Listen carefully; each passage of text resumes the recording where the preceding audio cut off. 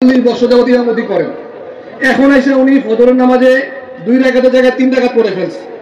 আপনারা না হুজুর 1 রাকাত পড়ে বসে পড়ছে, 3 রাকাত নামাজ পড়ে 40 বছর যাবত ইমামতি করেন।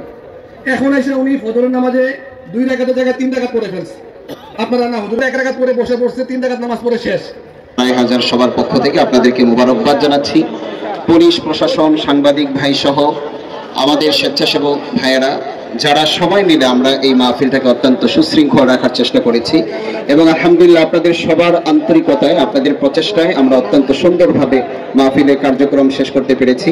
আলহামদুলিল্লাহ লক্ষ লক্ষ মানুষের সমাগম হয়েছে। এই বিশাল মজমা, বিশাল উপস্থিতি এই কথাই জানান দিচ্ছে আমরা সর্বদাই হকের উপরে ছিলাম, সর্বদাই হকের উপরেই থাকবো ইনশাআল্লাহ।